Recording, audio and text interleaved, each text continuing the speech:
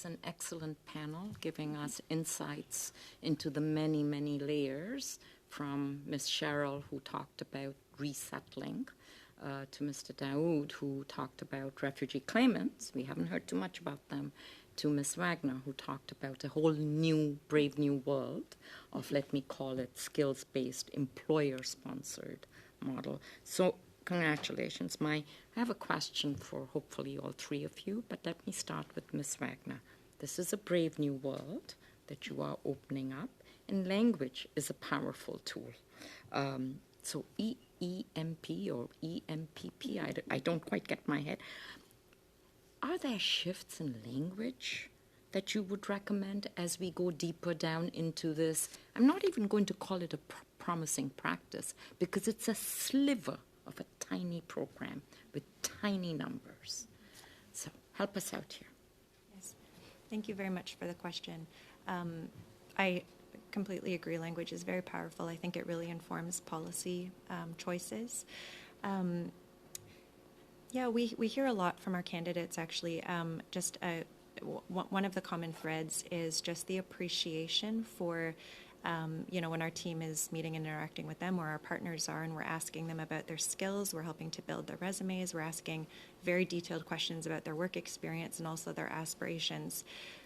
It's no longer surprising, but it was surprising to me initially how many people said, this is the first time that I've been asked about my skills. And some people have been displaced for years. We don't have many programs that really enable people to shine and to want to, speak about those things and think that that will present an opportunity for them. So how that translates into the language that we're using here in Canada, I do think that when we're speaking, in a policy sense about this program in particular, a focus on talent. So some of the language shifts that we've tried to make are talking about our candidates or job seekers. We talk about displaced talent. We also try our best wherever possible, if we're talking about an individual, to say, for example, Fatima, a nurse who is also living in Ethiopia as a refugee. We don't lead by someone's vulnerability, we lead by someone's talent. I'm curious about a number of questions that your presentation raised. It was excellent.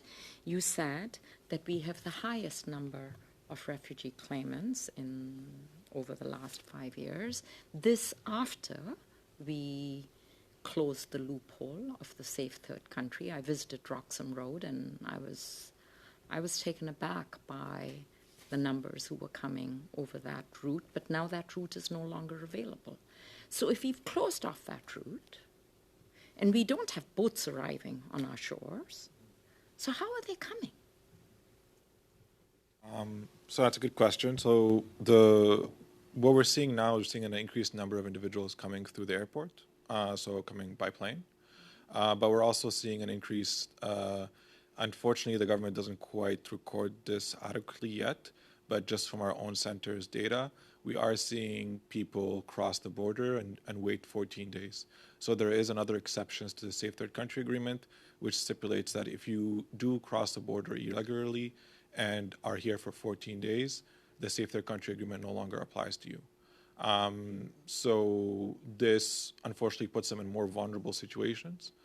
So the reality of the situation, while those numbers aren't anywhere near the numbers that we're seeing from the airport, the majority of the numbers are coming from the airport. I can, if you want me to break that down for you. Yeah. I need to understand, if they're coming to the airport, they have tickets, which means someone's checked their visa. So they are coming as tourists. Well, some countries. And claiming.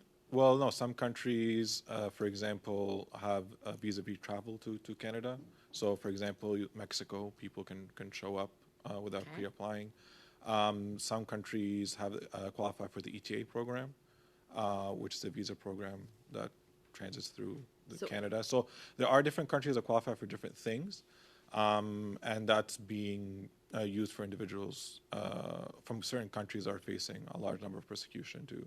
Okay. So claim it here. would actually help us if you got us a breakdown of source countries. Yeah, that's also to- available yeah. through the RCC website. So Okay, yeah, we can do that. You said in your comments that you would recommend that Canada modify funding practices so that organizations such as yours can apply directly.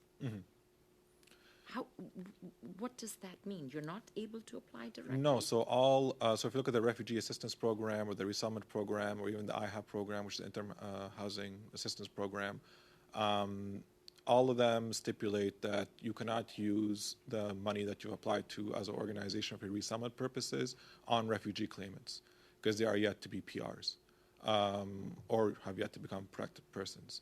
So typically, if I was to get a government grant from the RCC or ESDC, it stipulates in my grants and contribution agreement that I'm not allowed to use any of the funding for the programming on refugee claimants. Thank you. Please tell us about the housing situation in Montreal and how. I mean, it's not great. In response to asylum seekers. For sure. Senator Omidvar, I can put you on second round? Sure, you please. Yes, but very briefly, please answer that question. Sure. So right now, there is a provincial arm called PRIDA that helps with refugee claimants. They have anywhere between 500 to 600 beds, but they're full, and it's about 4 weeks of placement there. In addition to that, there's about, I think, 10 to 12 hotels in which the IRCC leverages to house claimants who come directly from the airport. However, if they come in any other method, they cannot access the RCC hotels. So we are seeing a surge also in our shelters, because when we say 5,500 or so come to Quebec per month, it's 5,500 that come to Montreal per month.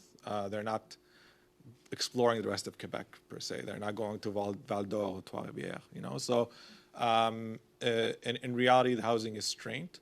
And that's also mostly due to the funding restrictions that I mentioned to previously. Housing organizations are restricted and their hands are tied. They can only help a particular subset of individuals, and that is extended throughout kind of all the funding streams that we see.